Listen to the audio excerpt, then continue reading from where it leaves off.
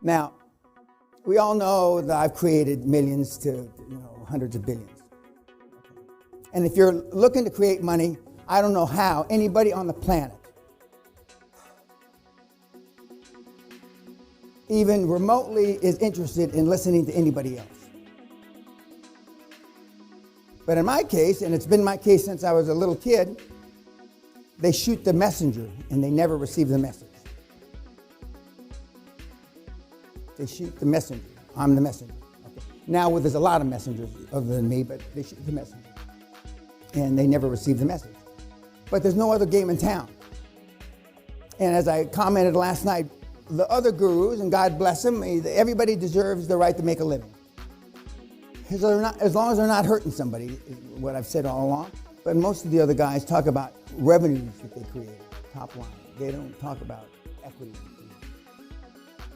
And there's no comparison. There's no comparison. It's like having a house that's worth $1 million, and when you sell it, you make $50,000. To me, you made $50,000. The $1 million is irrelevant.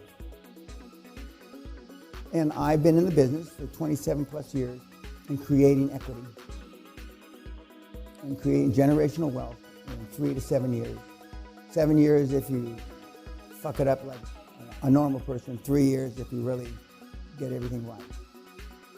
Of course, for some it's taken 10, 12, 13 years too.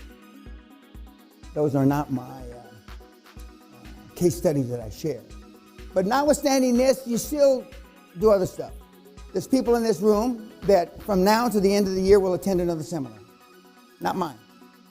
There are people in this room that will read somebody else's book. Not mine. There are people in this room that will listen to podcasts. And you ask yourself, why? Well, I know why. But 15, 20 years ago, I didn't understand why. I didn't understand the human psyche as well as I do now. And you're looking for a shortcut. And you really believe that there are shortcuts, and you really believe that there are tips. There aren't any. And as Andrew Carnegie said over 100 years ago, if the person, the you, needs motivation, he's not worth having. Another way of saying that, if you can't self-motivate,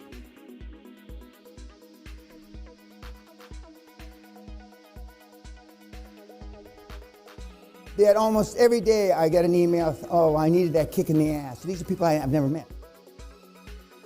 If you need a kick in the ass, you came to the wrong seminar. If you need a kick in the ass, there's a lot of things about you don't like. The Hall of Fame kids, which you can't see anymore because it's in the other room. And by the way, as I said last night, I love this new setup. The Hall of Fame kids, I didn't have to motivate anybody. Not last seminar, but the seminar before last. I went through all the Hall of Fame kids to think back upon my relationship with them. And every single one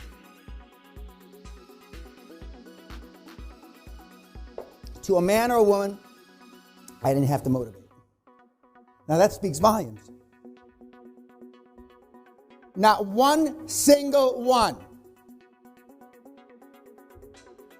Now there's a difference between motivating and getting them back on the playing field.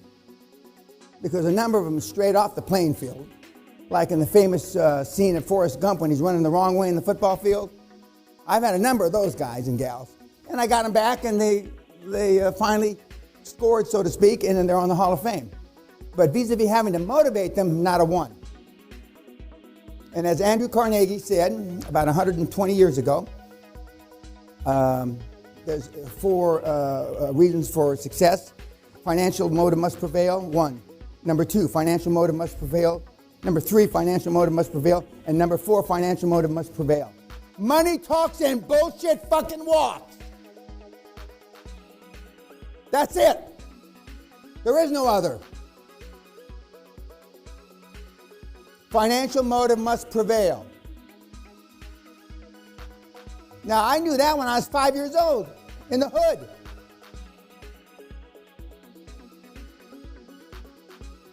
financial motive must prevail. And now, of course,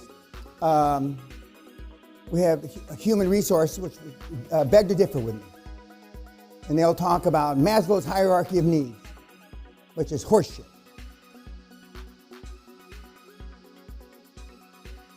And that you need to be loved, which is horseshit. Mongolian ponies, which are arguably the strongest racing ponies in the world, they have two characteristics, and this is according to Mongol history or folklore. One, they ride until they die, and two, you don't have to cuddle them like other horses. You cuddle British horses, American, you cuddle, you'd be nice. Mongolian, they treat like mushrooms. They keep them in the dark and shit on them. They're a horse. Now, here I am, a person that I cry when I see dogs hurt, but I mean, I'm much more empathetic or sympathetic, which I don't have for humans, for animals. But there's no cuddling here, and the reason there was no cuddling, one of the primary reasons, is I've never been cuddled by a high-performance person in my fucking life. I was against hugging and kissing 50 years ago. Unless you've got big tits and you're blonde and you're on your back, don't fucking touch me. I hope we never go back to cuddling and kissing and all that shit. I'll be happy as fucking Larry.